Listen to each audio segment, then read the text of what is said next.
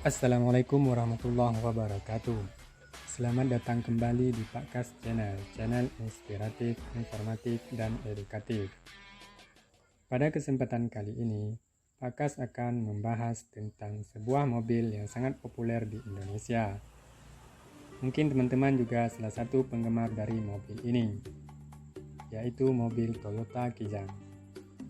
Tapi sebelum kita lanjut, mohon dukungan teman-teman untuk channel ini dengan cara like, komen, dan subscribe, serta aktifkan tanda lonceng agar teman-teman tidak ketinggalan info-info menarik lainnya. Menampilkan kehidupan yang lebih baik. Mobil Toyota Kijang pertama kali diluncurkan pada tahun 1975 dan telah eksis selama 36 tahun lebih di Indonesia. Mobil Toyota Kijang menjadi primadona banyak masyarakat Indonesia. Tidak heran produsen Toyota terus mengembangkan dan berinovasi untuk menciptakan produk-produk yang lebih inovatif, baik dari segi desain dan fitur-fiturnya. Berikut sejarah perkembangan mobil Toyota Kijang dari generasi ke generasi hingga sampai pada generasi terakhir yang kita nikmati saat ini. Kapankah mobil tersebut dipasarkan? Generasi pertama, Toyota Kijang F10 tahun 1975 sampai dengan tahun 1981. Tipe ini pertama kali diluncurkan di Jakarta dalam acara PJR Pekan Raya Jakarta. Pada waktu itu, para perancang mobil Toyota Kijang agak ragu-ragu dengan produknya, apakah akan disukai dan diterima oleh masyarakat Indonesia pada saat itu. Hal ini karena adanya pesaing ulung dari Mitsubishi Accord yang merupakan tipe kendaraan yang mendominasi pasar Indonesia di masa itu.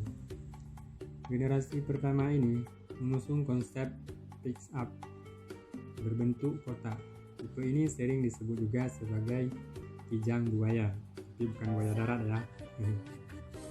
Karena tutup kap depan saat dibuka mirip seperti mulut buaya yang menganga hendak makan. Ada-ada aja ya warga Indonesia bikin nama. Kendaraan Mobil Toyota Kijang tipe pertama ini bertahan sampai tahun 1981. Sampai akhirnya pada tahun 1981 dibuat model baru yang tidak jauh berbeda dengan generasi pertama ini. 1 juta unit sejak di Selanjutnya generasi kedua tahun 1981 sampai 1986. Generasi kedua ini mulai dipasarkan tahun 1981. Tipe generasi kedua tidak jauh berbeda dari generasi pertama dari segi desainnya. Hanya saja ada peningkatan pada silindernya, yaitu dari sebelumnya 1200 cc menjadi 1300 cc. Kemudian ditingkatkan lagi menjadi 1500 cc. Pada tipe ini sudah tersedia dalam bentuk minibus. Nah, model ini terlihat pintu belakangnya bisa dibuka jadi dua bagian ya.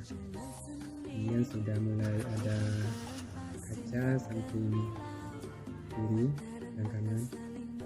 Kalau yang generasi pertama tadi tidak memakai kaca, hanya polos begitu aja. Jadi sudah ada sedikit perubahan yang lebih baik. Toyota Kijang generasi selanjutnya yaitu generasi ketiga. Mulai dipasarkan pada tahun 1986.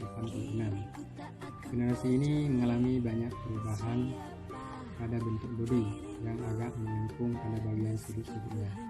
Generasi ini tampak lebih modern. Mobil generasi ini masih sangat banyak digunakan oleh masyarakat Indonesia hingga saat ini, meskipun akhir produksi tahun 1996. Pada generasi ini, Toyota sudah memproduksi dengan beberapa varian, diantaranya tipe Komando dan dibagi lagi dengan beberapa variannya lagi, serta tipe Ranger. Jenis Komando menjadi mobil pertama Toyota Kijang dengan 4 pintu, sedangkan tipe Ranger masih menggunakan 3 pintu. Untuk rem depan kedua tipe ini sudah menggunakan rem cakram, sedangkan rem belakang masih menggunakan rem tromol. Baik, selanjutnya generasi keempat yang diproduksi tahun 1997 sampai dengan tahun 2004. Setelah bertahan selama 11 tahun dengan generasi ketiga, produsen Toyota Kijang kembali menciptakan generasi berikutnya dengan lebih banyak ubahan baik bagian interiornya maupun eksteriornya yang menjadi sangat aerodinamis. Mobil generasi ini sering disebut juga dengan nama Kijang Kapsul. Generasi ini memiliki 18 tipe dan menjadikannya dengan mobil yang paling banyak tipenya ya, baik pilihan chassis panjang ataupun chassis pendek. Nah, generasi ini menjadi generasi terakhir dengan nama Toyota Kijang, karena selanjutnya nanti Toyota akan memberi nama generasi selanjutnya dengan Kijang Innova, atau orang lebih akrab menyebutnya Innova saja. Kijang Kapsul ini juga masih digunakan sampai dengan saat ini karena ketangguhannya. Selanjutnya sampailah pada generasi yang kelima, yaitu tahun 2004-2005. Toyota Kijang ini dipasarkan dengan nama baru, yaitu Kijang Innova, atau orang sering menyebutnya dengan Innova saja. Ini sesuai dengan nama yang dipasarkan di luar negeri ya. Jadi kami juga dipasarkan ke luar negeri. Pada generasi ini mengalami banyak perubahan yang sangat signifikan dibandingkan generasi sebelumnya.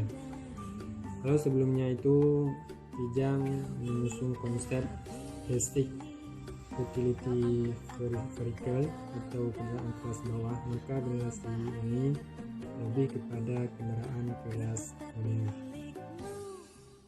Interiornya jauh lebih menarik dan modern, dan eksteriornya juga lebih tampan, terutama bagian depan mobil yang lebih sedap dipandang mata.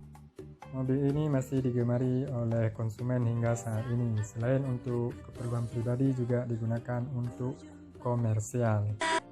Mungkin teman-teman juga salah satu penggemar dari Kijang Innova ini, boleh berbagi pengalaman di kolom komentar. Nah, akhirnya sampailah kita pada generasi terakhir, yaitu generasi ke-6 tahun 2015 sampai dengan sekarang.